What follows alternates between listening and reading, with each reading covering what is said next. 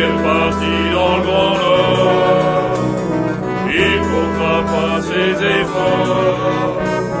La vie à bord, c'est la peur, le mauvais temps et le Zaran.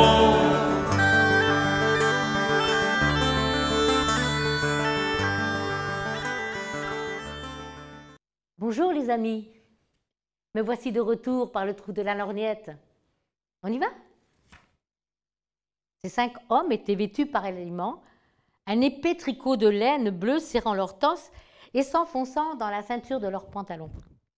Sur la tête, l'espèce de casque de toile goudronné qu'on appelle surroi, du nom de ce vent de sud-ouest qui, dans notre hémisphère, nous amène les pluies.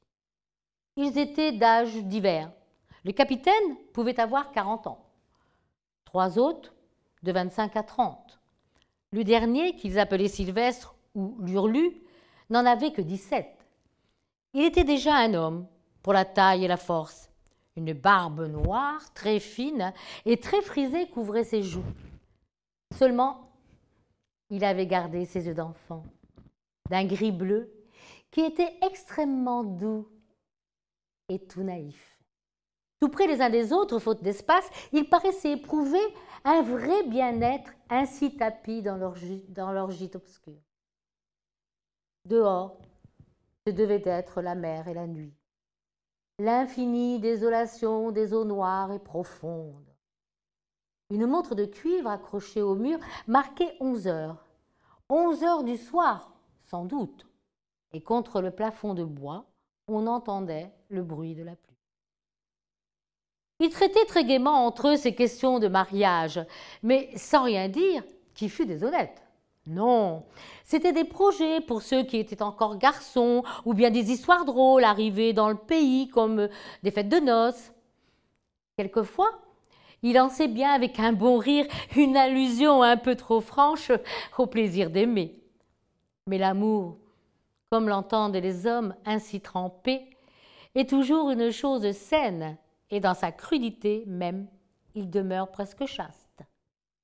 Cependant, Sylvestre s'ennuyait à cause d'un autre appelé Jean, un nom que les Bretons prononcent Yann, qui ne venait pas.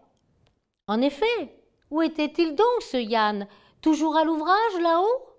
Pourquoi ne descendait-il pas prendre un peu de la part de la fête? Tantôt minuit pourtant, dit le capitaine. Et, en se redressant debout, il souleva avec sa tête le couvercle de bois afin d'appeler par là ce Yann. Alors, une lueur étrange tomba d'en haut. « Yann! Yann! Hé, l'homme !» L'homme répondit rudement du dehors. Et par ce couvercle, un instant entr'ouvert, cette lueur si pâle qui était entrée ressemblait bien à celle du jour. Bientôt minuit. Cependant, c'était bien comme une lueur de soleil, comme une lueur crépusculaire, renvoyée de loin par des miroirs mystérieux. Le trou refermé, la nuit revint. La petite lampe pendue se remit à briller jaune. Et on entendit l'homme descendre avec de gros sabots par une échelle de bois. À la semaine prochaine!